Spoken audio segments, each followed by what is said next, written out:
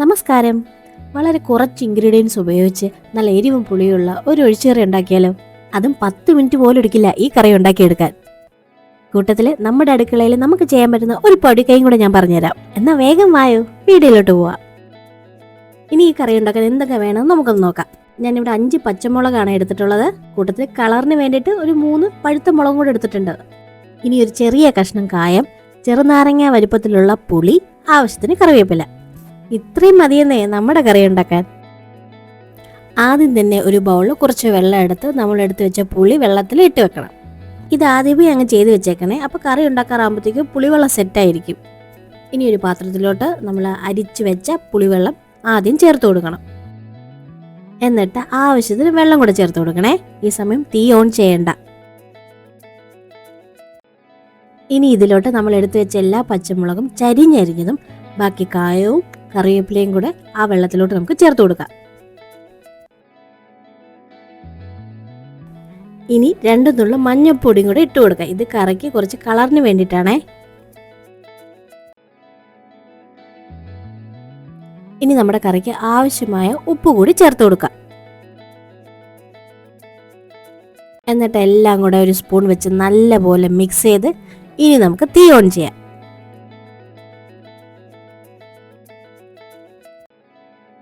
ഇനി ഈ പുളിവെള്ളം നല്ലപോലെ വെട്ടി തിളയ്ക്കുന്ന വരെ വെയിറ്റ് ചെയ്യാം. ആ സമയം കൊണ്ട് നമ്മുടെ പച്ചമുളകും വെന്ത് വരും. നമ്മുടെ കറി നല്ലപോലെ വെട്ടി തിളയ്ക്കുന്നുണ്ട്. ഇപ്പം തന്നെ നമ്മുടെ കറി റെഡി ആയിട്ടുണ്ട്. നമ്മുടെ കറിയുടെ എരിവും പുളിയും ക്രമീകരിക്കാൻ ഒരല്പം ശർക്കര കൂടി ഇപ്പം ഇട്ട് കൊടുക്കുന്നുണ്ടേ. ശർക്കര ഇടണമെന്ന് നിർബന്ധമില്ല, വേണമെങ്കിൽ മാത്രം ഇട്ടാൽ മതിയേ. എന്നിട്ട് നല്ലപോലെ ഇളക്കി ശർക്കര അലിയിച്ചെടുക്കണം. ആ പച്ചമുളകൊക്കെ നല്ലപോലെ വെന്ത് വന്നിട്ടുണ്ട്. ആ പച്ചമുളകിൻ്റെ മണം നമുക്ക് നല്ലപോലെ കിട്ടും കേട്ടോ. ഈ സമയം ആ ചുമന്ന മുളക് കിടക്കുന്ന കാണാൻ ഒരു രസമില്ലേ കറിയിൽ? അതാ ഞാൻ നേരത്തെ പറഞ്ഞത്. നമ്മുടെ കറി സെറ്റായിട്ടുണ്ട്. ഇനി നമുക്ക് തീ ഓഫ് ചെയ്ത് താളിച്ചൊഴിക്കാം.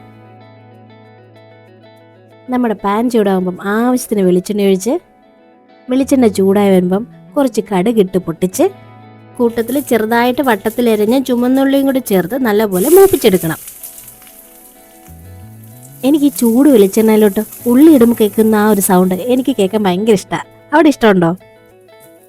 ചുമന്നുള്ളി ചെറിയൊരു ബ്രൗൺ കളറാകുമ്പോൾ നമ്മുടെ കയ്യിലിരിക്കുന്ന കറിവേപ്പിലയും കൂടെ ഇട്ട് നല്ലപോലെ മൂപ്പിച്ച് കറിയിലോട്ട് ചേർക്കാം.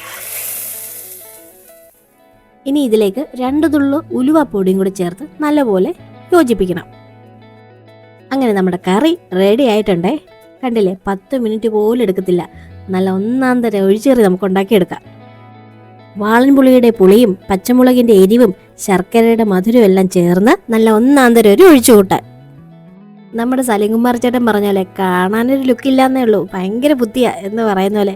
കാണുമ്പോൾ വലിയ പച്ചക്കറിയൊന്നും ഇല്ലെങ്കിലും ടേസ്റ്റ് സൂപ്പറാ. ഇതെൻ്റെ അമ്മ എനിക്ക് പറഞ്ഞു തന്ന കറിയാട്ടോ. അമ്മ അല്ലെങ്കിൽ എളുപ്പക്കറി കണ്ടുപിടിക്കുന്ന ആള് മുടിക്കുക. ഇത് ചോറിൻ്റെ കൂടെ മാത്രമല്ല, കഞ്ഞിയുടെ കൂടെ ഒഴിച്ച് നമുക്ക് കൂട്ടാൻ പറ്റും. ഇനിയൊരു പാത്രത്തിൽ കുറച്ച് ചോറെടുത്ത് അതിൻ്റെ സൈഡിലോട്ട് കുറച്ച് അച്ചാറും വെച്ച് നമ്മുടെ കറി ആ ചോറിലോട്ട് ധാരധാരയായിട്ടൊഴിക്കണം.